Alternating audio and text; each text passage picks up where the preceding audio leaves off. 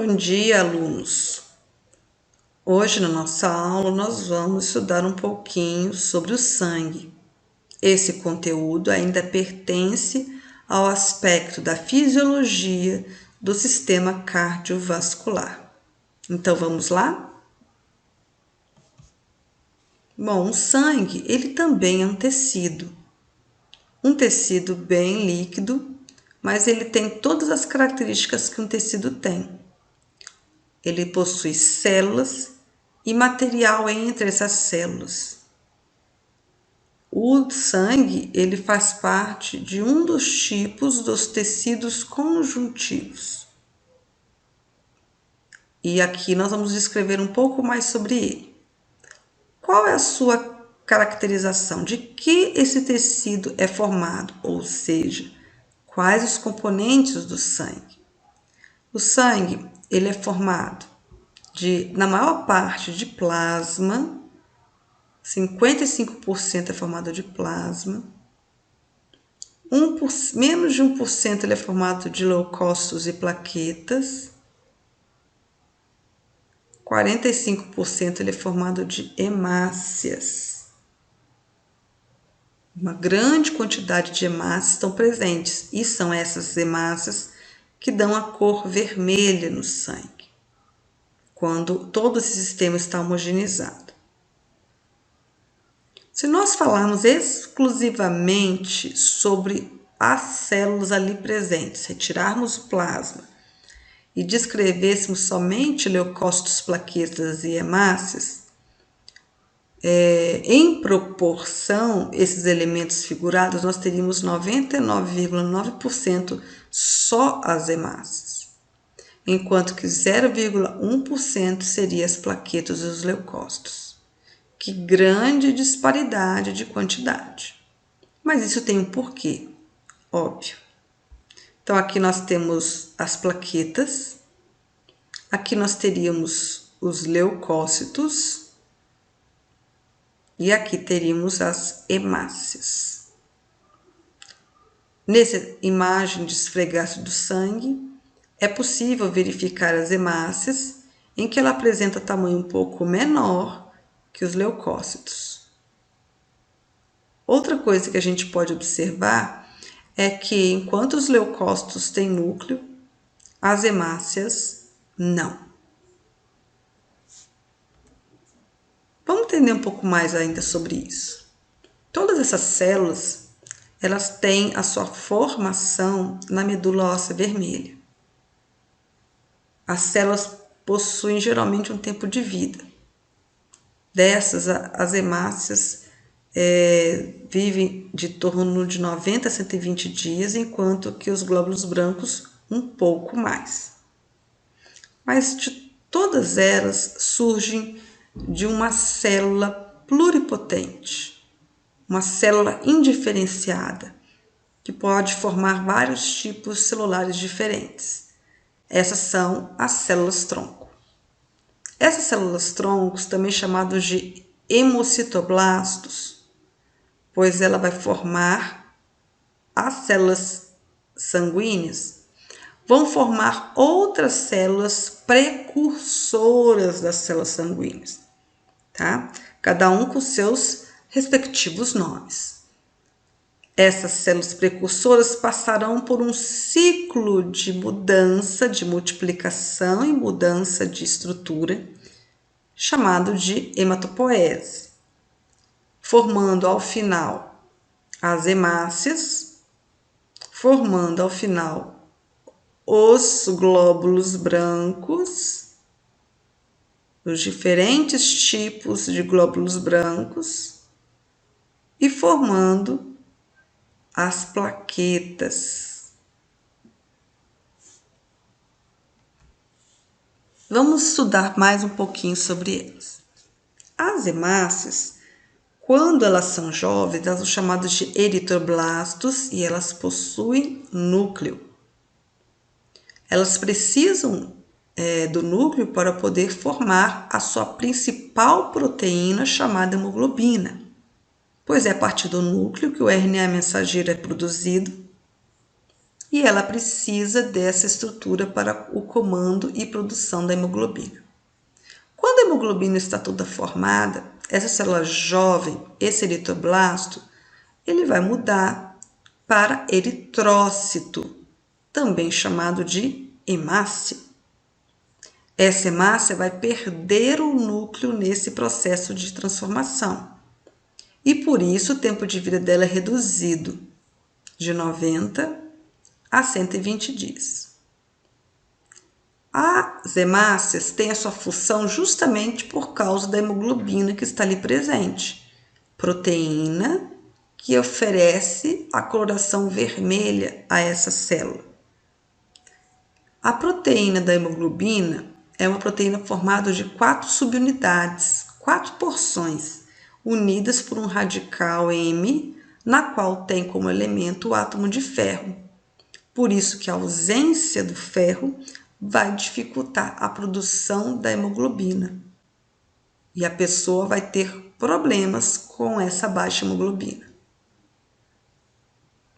A hemoglobina, presente nas hemácias, elas têm uma grande afinidade ao oxigênio. Quando esse sangue chega aos pulmões e ao passar pelos finos capilares pulmonares, que estão associados aos alvéolos, ali haverá a hematose, onde, por diferença de pressão, o oxigênio ele sai dos alvéolos e vem em direção ao sangue, entrando nas hemácias e se ligando na hemoglobina. Essas hemácias presentes no sangue, cheias de hemoglobina ligada ao oxigênio, que é chamada de oxihemoglobina, elas vão levar esse oxigênio aos tecidos do corpo, através da circulação. Quando esse sangue chega ao tecido e haverá uma diferença de quantidade de oxigênio, que nós chamaremos de pressão parcial. A pressão parcial do oxigênio nos tecidos é menor do que a pressão parcial de oxigênio do sangue. Desta forma, o oxigênio vai desprender da hemácia e vai em direção aos tecidos. Por isso que aqui nessa representação, à medida que chega aos tecidos, a tendência é o oxigênio se dissociar da hemoglobina. E quando chegamos aos pulmões, é a hemoglobina se ligar ao oxigênio. Assim, o sangue vai cumprir a sua função, que é, à medida que a circulação caminha para o corpo, ele vai levando o oxigênio que está absorvido ali na hemoglobina, levando oxigênio aos tecidos e oxigenando os mesmos. Quando o sangue chega aos tecidos, ele vai desprender hemoglobina para eles, encontra no tecido um ambiente rico em gás carbônico. E como acontece o transporte de gás carbônico? O gás carbônico, ele tem uma forma preferencial de ser transportado, é na forma de íons bicarbonato. 70% do gás carbônico é transportado dessa forma. Outros 30% estão ou na forma de carboxihemoglobina ou estão ali ligado ao dissolvido no plasma. Então aqui, o gás carbônico, quando ele tem, devido à diferença de pressão de quantidade de gás carbônico, né, que aqui está mais concentrado, aqui está menos concentrado, esse gás carbônico vai difundir ali para o sangue, ele vai entrar na hemácia e uma pequena porção vai se ligar à hemoglobina, 7%. Os outros 70% vai, através de uma enzima produzida na própria hemácia, chamada anidrase carbônica, ela vai fazer com que esse gás carbônico se ligue à água no caso, vai produzir o que a gente chama de ácido carbônico, H2CO3. E que essa molécula, com a ação da anidrase carbônica, vai se dissociar. Vai se dissociar em H+, mais CO3-. HCO3- é o íon bicarbonato. A partir do momento que ele é produzido aqui, ele pode sair da hemoglobina e ficar ali no plasma, sendo transportado pelo sangue. Quando ele chega lá nos alvéolos pulmonares, eu preciso que esse íon bicarbonato se torne gás carbônico para ser liberado, porque a gente não libera bicarbonato pelo pulmão. Então, esse bicarbonato, quando chega aos pulmões, ele entra novamente na hemácia. Ele vai fazer agora a reação ao inverso. Vai se ligar ao íons H+, vai produzir o ácido carbônico, também com a ação da anidrase carbônica, que vai se dissociar em CO2 e água. A água fica, o CO2 vai embora. Tá? Então, aqui a gente viu formas como o gás carbônico é transportado e, preferencialmente, ele é transportado dessa forma, na forma de íons bicarbonato. Aqui é possível ver a reação, olha. Água mais CO2 vai formar o H2CO3, que com a ação da anidrase carbônica vai se dissociar em H+, mais HCO3-. Íon bicarbonato, é esse aqui, ó.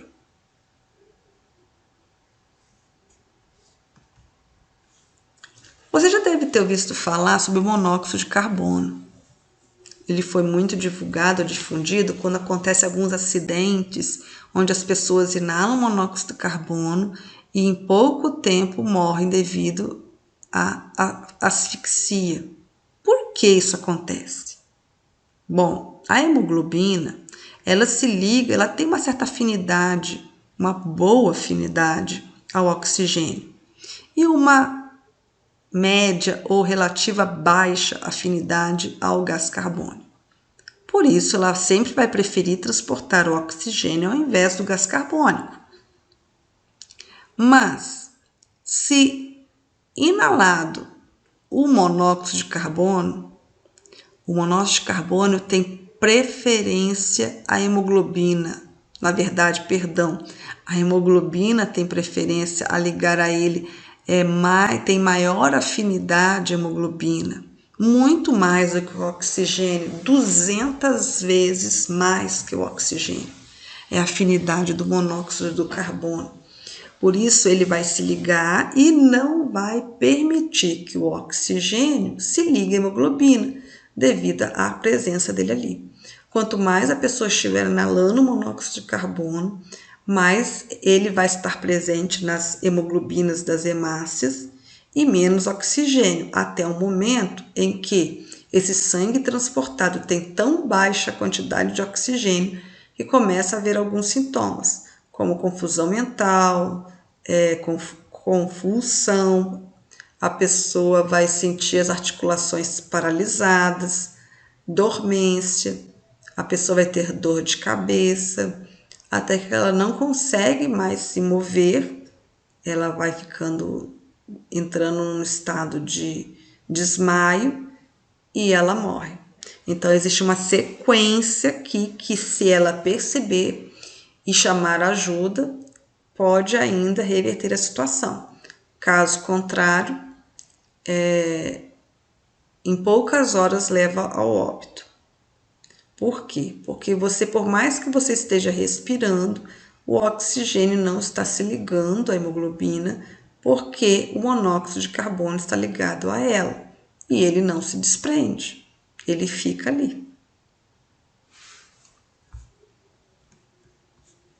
Falamos das hemácias, agora vamos falar um pouco dos glóbulos brancos ou leucócitos. Os leucócitos, na verdade, são uma família de células.